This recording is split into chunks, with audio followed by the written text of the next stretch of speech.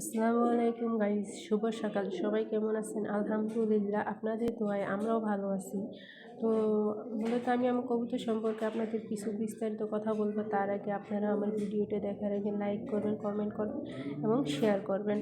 তো এখন কথা হচ্ছে আমি সকালবেলা উঠি। আমি উঠে আগে কবুতরের ঘর পুরাটুকু আমি ঝাড় দিই। দেওয়ার পরে সবগুলা দেখি যে সবগুলো কবুতর আমার ঠিকঠাক আছে কিনা।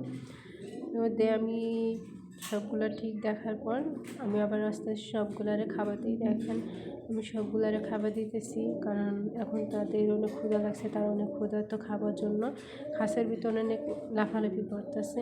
তা আমি একে একে এখন সবগুলারে খাবার দিব। দেখতে পাচ্ছেন আমার কবুতরগুলো খাবার জন্য কেমন করতেছে। এখন সকাল 9:30 বাজে। আমি সকাল সকাল খাবার দেই না, ঠান্ডার দিন, এর জন্য আমি একটু দেরি করে খাবার দিই।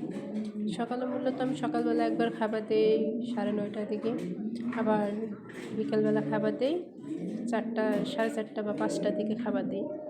তো আমি 2 টাইমে তাদের খাবার দিই। তো এখন আমি তাদেরকে খাবার দিতেছি। খাবার দেওয়ার পর তার ঠিক আধা ঘন্টা পর আমি আবার সবগুলাকে পানি দিব।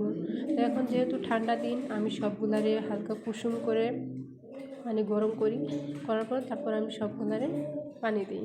কারণ কবুতরের এমনিতে আরও ঠান্ডা লেগে যেতে পারে। পরে যদি ঠান্ডা লেগে কবুতরকে বাঁচানো খুব সমস্যা হয়ে যায়। তো দেখতে পাচ্ছেন আমি সবগুলারে খাবার দিতেছি, পানি দিব একটু পরে। দেখেন ইনশাল্লাহ আমার কবুতরগুলো অনেক সুস্থ আছে। দেখেন আমি সবগুলোর খাবার দিতেছি, সবগুলো খাবার জন্য কতটা বেগুন হয়ে আসছে। এখন আমি সবগুলোকে খাবার দিয়ে তারপরে যাব আমি পানি গরম করতে।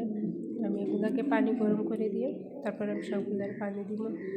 দেখেন সবাই দেখতেই পাচ্ছেন আমাদের কবুতরগুলো কী কবুতর আছে আমাদের ছোট্ট একটা ফার্মে। আমি ছোটোখাটো একটা ফার্ম করছি কবুতরের।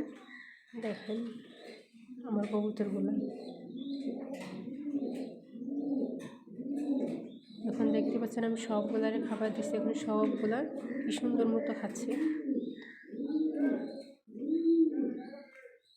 ইনশাআল্লাহ সবাই আমাদের কবুতরগুলোর জন্য দোয়া করবেন আর সবাই আমাদের পাশে থাকবেন।